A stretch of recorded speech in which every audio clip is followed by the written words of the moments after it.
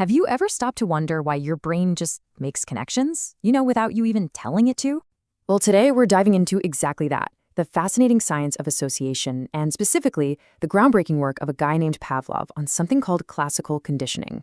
Okay, let me ask you this. Why is it that the second you hear that little ding of a notification, your hand is already moving towards your phone? You don't even think about it, right? That little automatic reaction, that's a perfect modern-day example of what we're talking about. And here's the wild part. You aren't born that way. That's not a natural instinct. It's a learned response. Your brain has literally been trained to do that.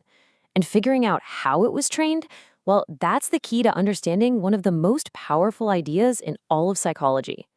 This whole process has a name. It's called classical conditioning. And at its core, it's actually pretty simple.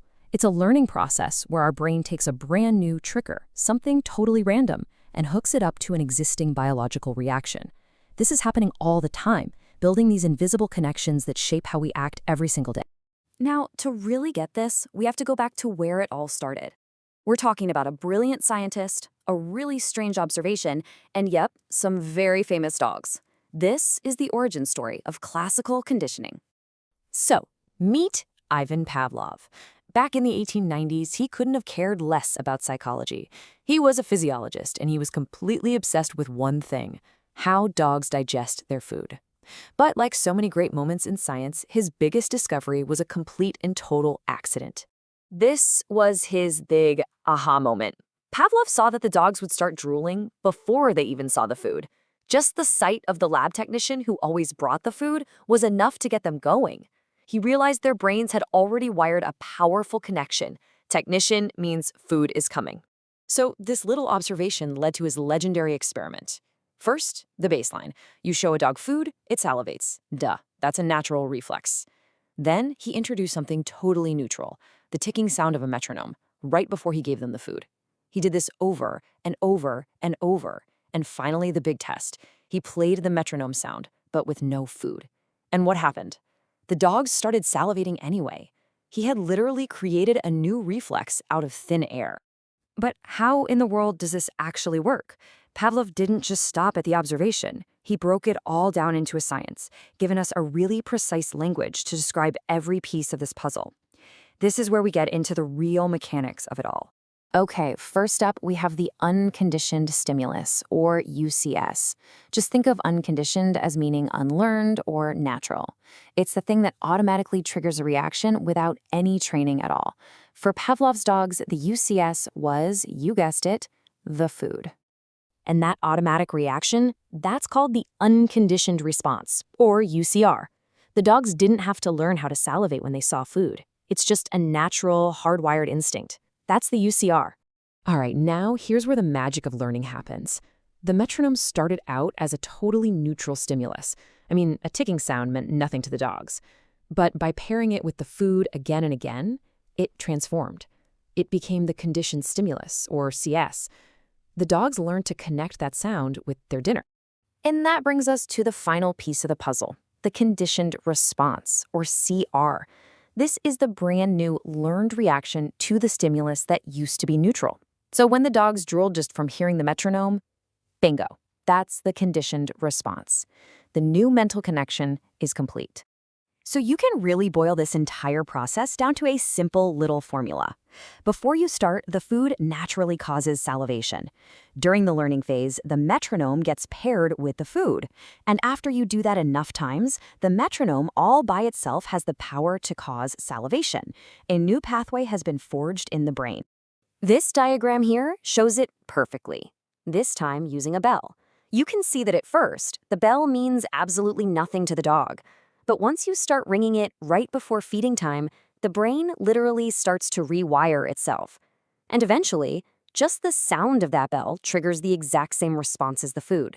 The neutral thing has become powerful. But look, this whole idea isn't just about bells and drooling dogs. It gets way more complex and has some really fascinating quirks that tell us a ton about how our own minds work. Okay, so check out these two related ideas. On one hand, you've got stimulus generalization. This is when that learned response starts to spread to similar things. Like if you get food poisoning from eating red berries, you might just start avoiding purple berries too, just in case.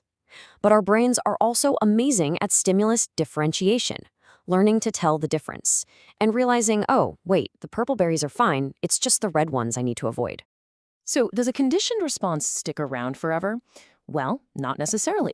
If Pavlov had kept ringing that bell but never brought out any food again, eventually the dogs would stop salivating.